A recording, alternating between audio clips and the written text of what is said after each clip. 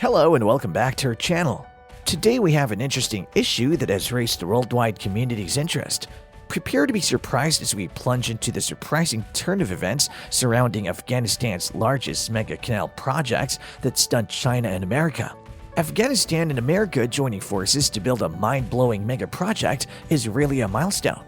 Let's embark on this interesting journey together. As we uncover the amazing story of how Afghanistan and America joined forces to build mind-blowing mega projects, we will discover the fascinating considerations that inspired these major projects as we dig into the fascinating world of the makers. Join us as we examine and know if there is more to the story than joining us on this journey. Kindly subscribe to our YouTube channel and stay tuned to discover the reality behind this. Under the leadership of King Amanullah Khan and President Warren G. Harding, relations between Afghanistan and the United States were established in 1921.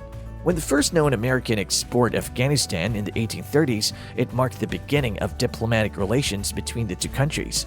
The $500 million in help for economic growth granted by the U.S. government's foreign aid program was terminated before the 1978 Sour Revolution. The 1979 Soviet invasion of Afghanistan was a turning moment in the Cold War because it signaled the beginning of American financial backing for the Afghan resistance.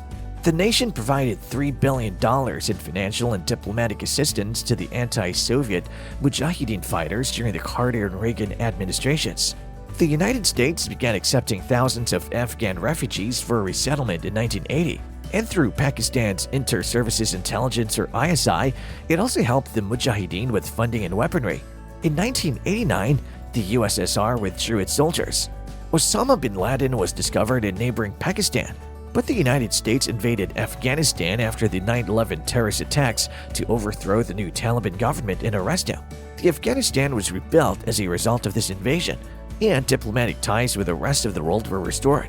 Barack Obama, the President of the United States, designated Afghanistan as a significant non-NATO ally in 2012.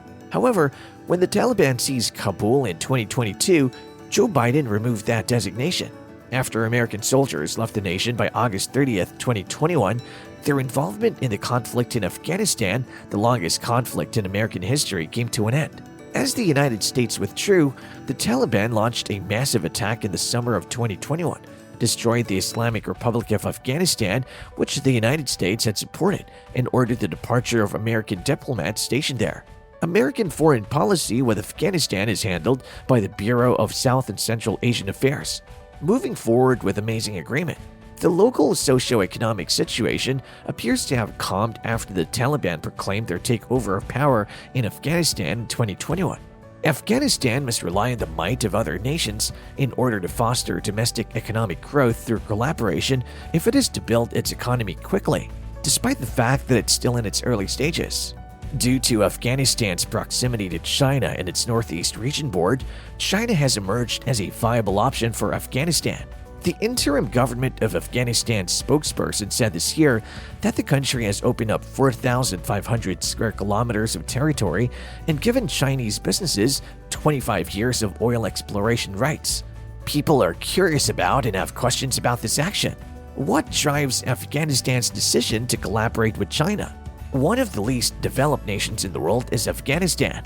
Afghanistan and China are near neighbors, and the two peoples have a long-standing bond. China respects Afghanistan's sovereignty, independence, and territorial integrity. It also respects the Afghan people's right to make their own decisions and their right to practice their respective religions and national customs. China never meddles in the internal affairs of Afghanistan, never looks out for its own interests there, and never pursues so-called zones of influence.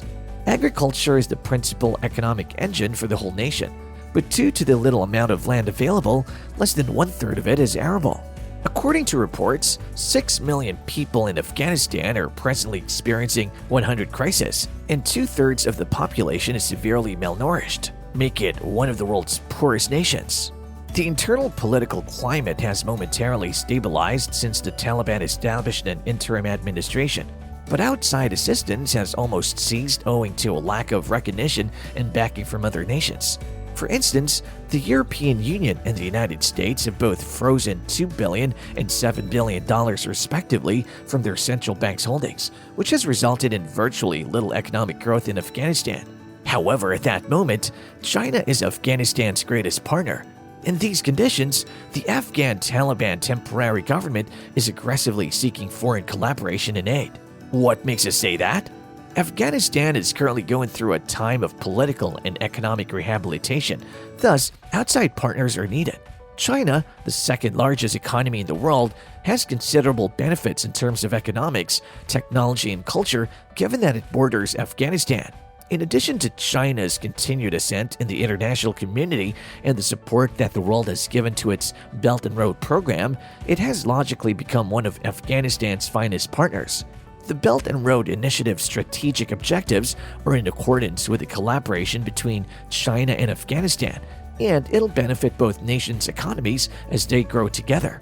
The geopolitical location of Afghanistan simultaneously increases China's influence in Central Asia. As a result, the 25-year-old exploration deal between a Chinese corporation and the Taliban temporary government in Afghanistan was just inked. According to the agreement's terms, a Chinese business would spend yearly in Afghanistan while conducting oil exploration in 3 provinces in northern Afghanistan across a region of around 4,500 square kilometers. The project requires an initial expenditure of about $150 million, which has to be followed by a steady increase in the overall investment to $80 billion. This partnership's worth is not in the surface oil extraction, but rather in what it stands for. In actuality, the United States is really keen to end this partnership. So what took place? This oil exploration deal is anticipated to transfer a significant amount of oil to China, reduce China's import of foreign oil, and boost China's oil reserves from the standpoint of economic gains. This will support the growth of China's industrial market and overall economy, while altering the supply and demand dynamics for oil in the country. The deal between Afghanistan and China on oil exploration is very important from the standpoint of world politics. China's role in the Western area is likewise getting more and more significant as its national power grows. Afghanistan is geographically situated directly on China's southwest border, and collaboration between the two nations in oil exploration will strengthen China's position in the area and in Central Asia. The pact is also a problem for the hedgie since many Americans oppose it due to the Afghan war. The United States has been using military force to attempt to keep its hedge money in the area. However, as the political landscape in Afghanistan has changed, the United States' influence in the country has waned, while China's standing in the region has steadily risen. The deal on oil exploration in Afghanistan has increased China's sway in the area and made the threat to U.S. hegemony more apparent. In actuality, the most significant aspect of this deal is that it'll deepen cooperation with Central Asia, contribute to the expansion of China's One Belt, One Road initiative, and enhance China's prestige and influence in the area. This is another illustration of China's active engagement in international affairs and its good contribution to world stability and advancement. Despite the fact that this project has a lot of promise, there are also hazards that need to be considered.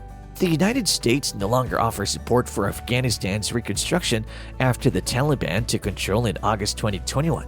In order to address basic human necessities and prevent a total and impending economic collapse, the United States has modified the nature and scope of its actions in Afghanistan to concentrate instead on humanitarian aid and targeted support.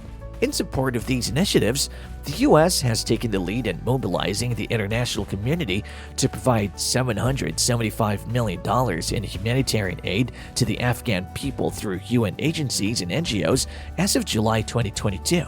In the critical areas of food security or agriculture, health, and education, the United States has increased efforts to give Afghans with life-saving humanitarian aid.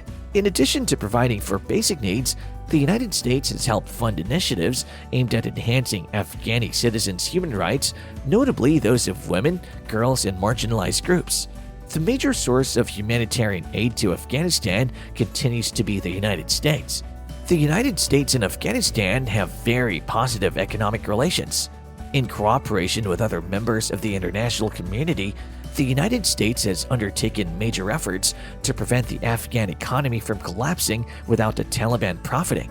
These initiatives have increased the financial sector's liquidity and assisted Afghan banks in maintaining their connectivity to the global financial system.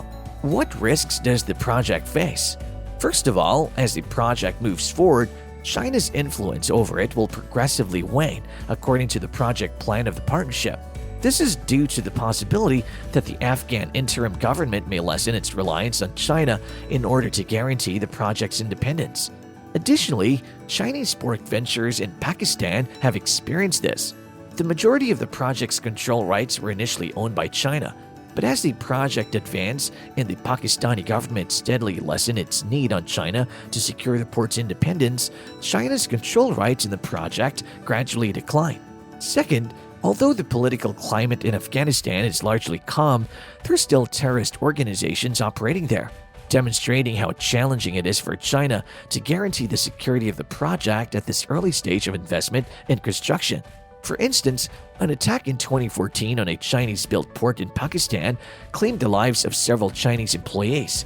As a result, Chinese corporations now face higher security concerns when investing in construction abroad.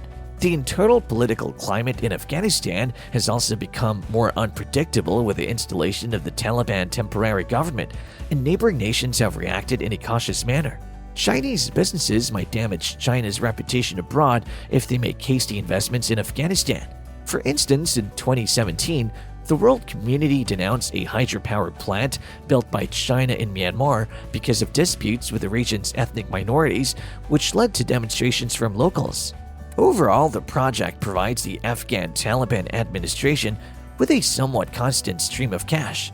On the one hand, the project can encourage domestic economic development while also generating employment and investment.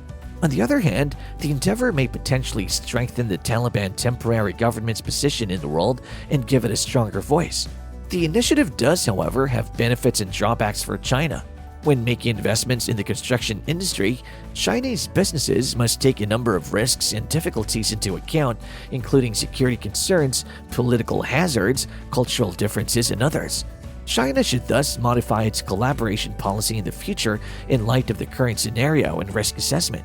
Thank you for joining us on this fascinating trip as we've successfully looked at Afghanistan's and American building mind-blowing mega projects. Don't forget to like, share, and subscribe to our YouTube channel for more fascinating insights into the world of mega China projects.